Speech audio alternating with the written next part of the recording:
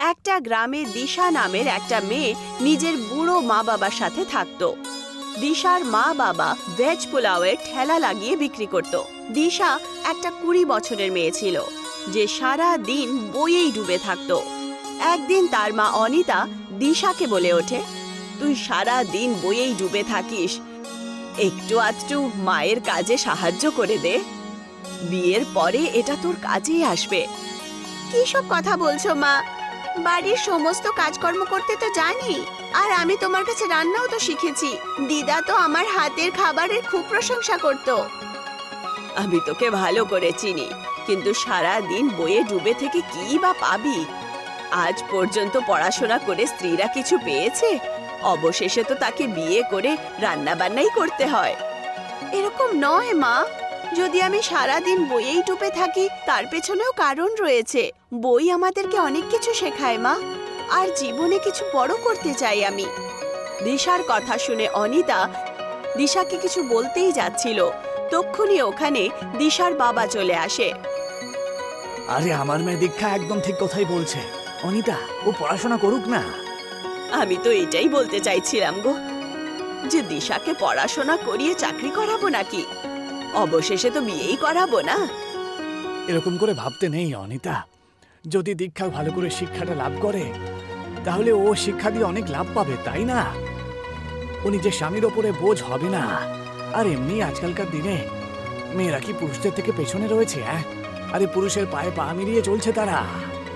বাবা, আমার স্কুলে 2 দিনের জন্য জঙ্গলে ট্যুরে যাচ্ছে, আমি যেতে পারি? কিন্তু ম্যাম 500 টাকা চেয়েছে।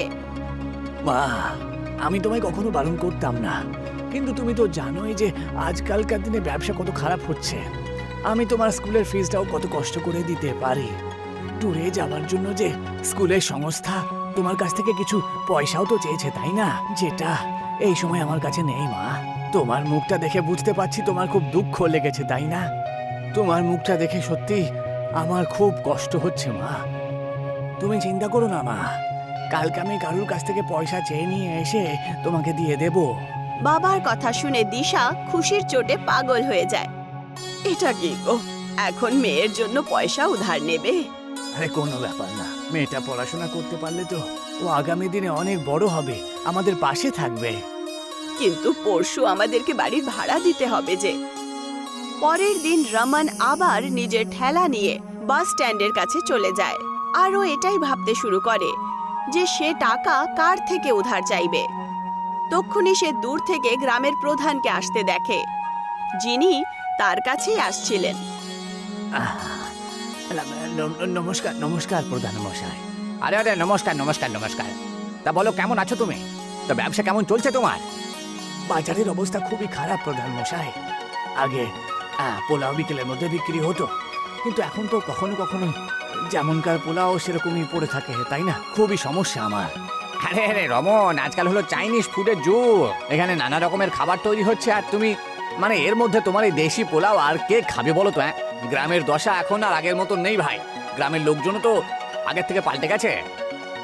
প্রধান মশাই, আমি আপনাকে কিছু বলতে চাই। হ্যাঁ হ্যাঁ হ্যাঁ, বলো বলো, কি কথা বলতে চাও বলো। আমাকে আমাকে কিছু পয়সা ধার দেবেন আপনি? কত পয়সা লাগবে তোমার? ওই আমার 2000 টাকা মতন লাগবে আর কি। আসলে ব্যাপারটা হলো আমার 1500 টাকা বাড়ির ভাড়া দিতে হবে তো, আর 500 টাকা মেয়ের স্কুলে জমা করতে হবে আমার। আরে তো দীক্ষা স্কুলের ফিজ এখনো দিতে পারোনি নাকি? না, সে তো আমি কবে দিয়ে দিয়েছি প্রধান মশাই। আসলে ব্যাপারটা হলো যে স্কুলের তরফ থেকে বাচ্চারা সবাই ট্যুরে নিয়ে যাচ্ছে, মানে জঙ্গলে। তাই মেয়েটা যেতে চাই তো, সেই জন্য পয়সাটা চাইছিলাম। স্কুলের লোককে 500 টাকা দিতে হবে আমাকে। আরে তোমার কি হয়েছে বলো তো রমন? তোমার ব্যবসা একই খারাপ চলছে, আর তার উপর তুমি বাড়ির ভাড়াও তোমাকে দিতে হবে। এর মধ্যে তুমি তোমার মেয়েকে ট্যুরে পাঠাতেই হবে তোমাকে। মেয়েটা গাছপালা খুব ভালোবাসে প্রধান মশাই, আর সারা দিন ও তো শুধু গাছেদের ব্যাপারে বইয়েতে পড়তেই থাকে। আজকে বিকেলের মধ্যে যদি পয়সাটা আমি না দিই, তাহলে মেয়েটার মনে মনে খুব কষ্ট পাবে প্রধান মশাই। প্রধান রমনের কথা শুনে রমনকে খুব ধ্যানপূর্বক দেখে। তক্ষুনি প্রধানের সাথী অভিমন্যু ওখানে পৌঁছে যায়। অভিমন্যু একজন খারাপ স্বভাবের ব্যক্তি ছিল, যে প্রধানের সব সময় কানে কিছু না কিছু বলতো। অভিমন্যু ওদের দুজনের কথা অনেকক্ষণ ধরে শুনল। অভিমন্যু প্রধানের কানে বলল, আরে কি এত চিন্তা করছেন প্রধান মশাই? 1000 টাকারই তো ব্যাপার, তাই না? দিয়ে দিন আপনি।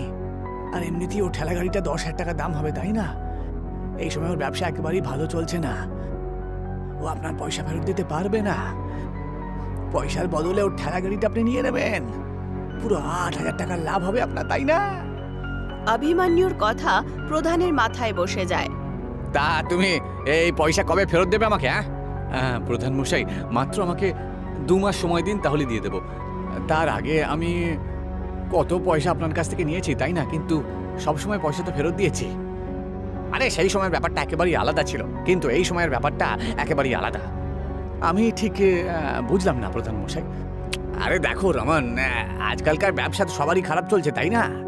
আমারও ব্যবসা খুবই খারাপ চলছে, তো সেই জন্য পয়সা আমার তাড়াতাড়ি লাগবে। আর একটা 2 নম্বর কথা, পয়সা তো দিয়ে দেবো, কিন্তু কিছু জিনিস তোমাকে বন্ধক রাখতে হবে আমার কাছে। প্রধানের কথা শুনে রমন খুব অবাক হয়ে যায়। রমন জানতো যে প্রধান ভেতর থেকে তো ভালো স্বভাবের লোক। রমন বুঝতে পারল যে কিছুক্ষণ আগেই প্রধানের কানে অভিমন্যু কিছু না কিছু বলেছে, কিন্তু রমন খুব বাধ্য ছিল, কারণ প্রধান ছাড়া গ্রামে আর কেউ ছিল না যে 2000 টাকা রমনকে দিতে পারে। আমার কাছে আর কি আছে বলুন তো প্রধান মশাই? বন্ধক রাখার জন্য তো শুধুমাত্র একটা ভাড়ার বাড়ি রয়েছে। আর কিন্তু আপনি কি আমার কথায় বিশ্বাস করছেন না? আরে ভরসা করার যুগ এখন চলে গেছে। তোমার এই ঠেলা গাড়ি তুমি রেখে দাও না। তোমার 1 মাসের মধ্যে যদি পয়সা আমাকে না দিতে পারো, তাহলে আমি তোমার এই ঠেলা গাড়িটা কবজা করে নেবো। হ্যাঁ, আর সেই নিয়ে কিন্তু তুমি কোনো কথা বলতে পারবে না। রমন গভীর চিন্তায় ডুবে যায় আর বলে, ঠিক আছে প্রধান মশাই, যেমনটা আপনি বলবেন। প্রধান হাসতে হাসতে ওখান থেকে চলে যান। বিকেলবেলা রমন 500 টাকা নিজের মেয়েকে দিয়ে দেয়। দিশা খুশির চোটে বাইরে চলে যায়, আর রমন সমস্ত কথা নিজের স্ত্রী অনিতাকে বলে দেয়। এটা কি করেছো তুমি? তুমি তো ভালো করে জানো যে ওরা ভালো স্বভাবের লোক নয়। প্রধান ভালো স্বভাবের আর দয়ালু ব্যক্তি। নিশ্চয়ই অভিমন্যু তোমার ঠেলার ওপরে লোভ দেখিয়েছে। প্রধান তোমার ঠেলা নিয়ে কি করবে? উনি নিশ্চয়ই তোমার ঠেলাটা অভিমন্যুকে দিয়ে দেবে। তোমার কাছে যখন ঠেলাই থাকবে না, তখন তুমি কি করবে? ততদিনে কিছু না কিছু একটা ব্যবস্থা আমি করেই নেব। এমনিতেই বাড়ি ভাড়ার জন্য পয়সা তো আমাদেরকে দিতেই হবে। 1500 টাকা তো আমাকে এমনিতেই চাইতে হতো। পরের দিন দিশা জঙ্গলে ট্যুরে চলে যায়। দিশা জঙ্গলের ঘন গাছগুলোকে মন দিয়ে দেখছিল। তক্ষুনি তার চোখ পড়ে একটা বুড়ি মহিলার ওপর, আর ওই বুড়ি মহিলা কলা পাতার ভেতরে কিছু রান্না করছিল। কলার পাতার মধ্যে থেকে খুব সুগন্ধ আসছিল। দিশা নিজেকে আটকাতেই পারল না, আর ওই বুড়ি মহিলার কাছে চলে যায়। এটা কি মা? এটা কলার পাতার ভেতরে বানানো বিরিয়ানি সোনা। এটা কি করে সম্ভব হতে পারে? একদম সম্ভব হতে পারে সোনা। আমি এই রেসিপিটাকে জানি। তারপর দিশা সেই মহিলার চেহারাটাকে খুব গম্ভীরভাবে দেখে। আপনার চেহারার লাইনগুলোকে দেখে বুঝতে পারছি যে আপনি এই জঙ্গলে থাকেন না, আর এই রেসিপিটাও এই দেশের নয়। তুমি তো খুবই জ্ঞানী ব্যক্তি বাবু। তুমি কি করে বুঝতে পারলে এটা? আমি সারাদিন বই পড়তে থাকি। আমি কিছু নতুন শিখতে চাই। আমি তোমার থেকে খুব প্রভাবিত হয়ে গেছি। কি নাম তোমার? দিশা। দিশা, দিশা, তুমি একদম ঠিক বলেছ। আমি নিজের যুবক অবস্থাতেই অর্ধেক পৃথিবী ঘুরে নিয়েছি। আমার পরিবারের লোকেরা সবাই আমাকে ছেড়ে বিদেশে গিয়ে শিফট হয়েছে। সেই দিনের পর থেকে এই পৃথিবী থেকে আমার মন একেবারে সরে গেছে। এখন আমি জঙ্গলে একা থাকি। আপনি কি আমাকে এই রেসিপিটা শেখাবেন? যদি অন্য কেউ বলতো তাহলে আমি শেখাতাম না, কিন্তু তুমি খুবই জ্ঞানী ব্যক্তি। তোমার চোখের আলো বলছে যে তুমি নিশ্চয়ই এগিয়ে যাবে। আমি তোমাকে নিশ্চয়ই বানানো শেখাবো। বুড়ি মহিলা দিশাকে সমস্ত রেসিপি বলে। বিকেলবেলা দিশা বাড়িতে চলে যায়। সময় এইভাবেই কেটে যায়। রমনের কাজ একেবারে বন্ধ হয়, আর প্রধান অভিমন্যুর সাথে এসে রমনের ঠেলা নিয়ে চলে যায়। রমনের ব্যবসা একেবারে বন্ধ হয়ে যায়। তার ওপর বাড়ির ভাড়াও অনেক বেশি হয়ে গেছিল। কতবার তোমাকে বুঝিয়েছি, কিন্তু তুমি বুঝতেই চাও না। কি দরকার ছিল মেয়েটাকে এত বেশি লেখাপড়া করানোর? এখন বলো, মেয়েকে লেখাপড়া করিয়ে কি পেলে? ওর স্কুলে যত টাকা খরচা করেছি তত টাকা যদি জমা করতাম তাহলে আমাদের কাজে আসতো আজ। আরে এতে এতে দীক্ষার কোনো দোষ নেই অনিতা। এখনই ওখানে দিশা এসে যায় আর বলে, বাবা, আমার কাছে একটা উপায় আছে। কিরকম উপায় সোনা? কিছু মাস আগে যখন আমি জঙ্গলে ট্যুরে গেছিলাম তখন ওখানে একজন বুড়ি মহিলার কাছে আমি একটা বিরিয়ানির রেসিপি শিখেছি। আমার মনে হয় যদি সেই বিরিয়ানি আমরা আমাদের গ্রামের লোকেদের বিক্রি করি তাহলে অনেক লাভ হবে। কিরকম কথা বলছিস তুই? কি বলতে চাইছিস? যে তোর বাবা পোলাও বানাতো? অনিতা, আমার মনে হয় দীক্ষা একদম ঠিক কথাই বলছে। প্রধানমশাই তো এই কথাটাই বলছিল যে এখনকার দিনে ভারতবর্ষে নতুন নতুন খাবার চলে এসেছে, তাই না? যতদিন না আমরা নতুন কিছু করব ততদিন এইভাবে আমরা পিছিয়ে পড়বো, তাই না? কিন্তু সমস্যা এটা হলো যে মেয়ের কথাটা যদি মেনেও নেই তাহলে তুমি এই বিরিয়ানি বিক্রি করবে কোথায়? ঠেলা তো অভিমন্যু নিয়ে গেছে। তুমি তার চিন্তা করো না মা, আমি নিজের বাড়ির আর্থিক স্থিতির ব্যাপারে টিচারের সাথে কথা বলেছি। ওনার কাছে একটা খালি দোকান আছে। উনি আমাকে বলেছেন যতক্ষণ পর্যন্ত আমরা টাকা না রোজগার করি ততক্ষণ পর্যন্ত দোকানটা আমরা নিতে পারবো। দিশার কথা শুনে রমন খুশি হয়ে যায়। পরের দিন দিশা রমনকে খেতে নিয়ে যায় আর নিজের বাবার সাথে অনেকগুলো কলার পাতা নিয়ে দোকানে চলে আসে। রমন আর অনিতা সেই দোকানের পরিষ্কার পরিচ্ছন্ন আগের থেকেই করে ফেলে। দিশা সেই কলার পাতার ভেতরে বাসমতি চাল আর অন্যান্য জিনিস দিয়ে আগুনের মধ্যে রেখে দেয়। কিছুক্ষণের মধ্যেই পাতার বিরিয়ানি তৈরি হয়ে যায় আর সুগন্ধ বেরোয়। তার গন্ধ এত সুন্দর ছিল যে ওখান দিয়ে যেই লোকেরাই যাচ্ছিল তারা নিজেদেরকে আটকাতে পারল না। একজন ব্যক্তি সঙ্গে সঙ্গে আসলো আর বলল, আরে আপনার দোকান থেকে খুব ভালো ভালো গন্ধ বেরোচ্ছে তো। এটা কি কোনো নতুন হোটেল নাকি? হ্যাঁ, রমন কিছু বলার আগেই দিশা সেই লোকটাকে বলে ওঠে, আপনি একদম ঠিক বুঝেছেন, এটা আমাদের নতুন হোটেল, কলার পাতার বিরিয়ানির হোটেল। ওই ব্যক্তি সঙ্গে সঙ্গে সেই দোকানে একটা টেবিলে বসে যায় আর বলে, আমিও এক প্লেট খেতে চাই অবশ্যই।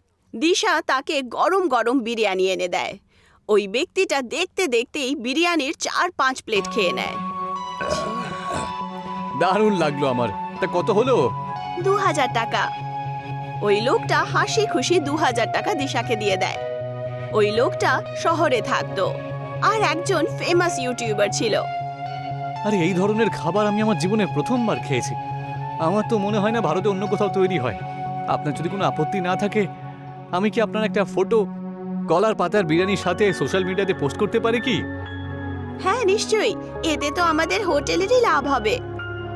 সেই লোকটা দিশার একটা ছবি কলার পাতার বিরিয়ানির সাথে তুলে নেয় আর ফেসবুকে আপলোড করে দেয় আর ওখান থেকে চলে যায়। রমন 2000 টাকা দেখে খুব খুশি হয়। এত টাকা ও 10 দিনেও রোজগার করতে পারতো না। দেখলে অনিতা, মা পড়াশোনা করে কত লাভ করেছে। হ্যাঁ, একবার ভেবে দেখো, যদি ওকে পড়াশোনা না করাতাম তাহলে আজকে আমাদের কি অবস্থা হতো। তুমি একদম ঠিক বলছো। আমি তো নিজের ভাবনার ওপরে খুব খারাপ পাচ্ছি। কিছুদিনের মধ্যেই দেখতে দেখতে দিশার সেই ফটো সমস্ত ইন্ডিয়ায় ভাইরাল হয়ে যায়। দিশার হোটেল থেকে দূর দূর থেকে কলার পাতার বিরিয়ানি খেতে আসতে শুরু করে। কিছু মাসের মধ্যেই রমন সেই দোকানটা দিশার টিচারের থেকে কিনে নেয়। এখন রমনের একটা অনেক সুন্দর বাংলো ছিল আর সেই গ্রাম, দিশার গ্রাম, দেশ ভরে প্রসিদ্ধ হয়ে ওঠে। কিন্তু এই কথাটা অভিমন্যু সহ্য করতে পারল না। ও প্রধানকে বলে, আরে প্রধান মশাই, ও তো আপনাকে অপমান করলো। হ্যাঁ, আপনার গ্রামের নাম আপনার জন্য না হয়ে বরং দীক্ষার জন্য প্রতিষ্ঠিত হচ্ছে। প্রধান অভিমন্যুকে কিছু বলতো তার আগেই প্রধানের স্ত্রী ক্রোধিত হয়ে ওখানে আসে। এখন তোমার ঘরে আসার কোনো দরকার নেই। আরে এসব তুমি কি বলছো? হ্যাঁ, আরে ও আমার পাশে থাকে সব সময়। তোমার সাথী নয় বরং তোমার শত্রু। আরে দিশাকে তো পুরস্কার দেওয়া উচিত। দিশার কারণে আমাদের গ্রামের নাম কত প্রসিদ্ধ হয়েছে, আমাদের বাচ্চাদেরকে এগিয়ে যাওয়ার প্রেরণা পেয়েছে। এই অভিমন্যু সারা দিন গ্রামবাসীদের বিরুদ্ধে তোমার কানে বলে আর তোমার মাথা খারাপ করে। এর কারণেই তোমার ছবি কত খারাপ হয়েছে তুমি সেটা জানো না। প্রধান নিজের স্ত্রীর কথা বুঝতে পারে। সে অভিমন্যুকে ধাক্কা মেরে বাড়ির বাইরে বার করে দেয়। বিকেলবেলা প্রধান আর তার স্ত্রী রমনের হোটেলে বিরিয়ানি খেতে পৌঁছে যায়। আমাকে ক্ষমা করে দাও ভাই, আমি তোমার সাথে অনেক অন্যায় করেছি, তাই না? অভিমন্যুর কথা শুনে আমি তোমার কাছ থেকে তোমার ঠেলাগাড়ি কেড়ে নিয়েছিলাম। সেরকম কিছু ব্যাপার নয় প্রধান মশাই, এসবই ঈশ্বরের লীলা। আপনি যদি এমনটা না করতেন, আমি তাহলে এত বড় লোক কি করে হতাম? কিন্তু আমি যত বড়ই লোক হই না কেন, কারণ আপনি হলেন এই গ্রামের প্রধান মশাই। দিশার কলার পাতার বিরিয়ানি আজও শহর থেকে খাওয়ার জন্য আসে।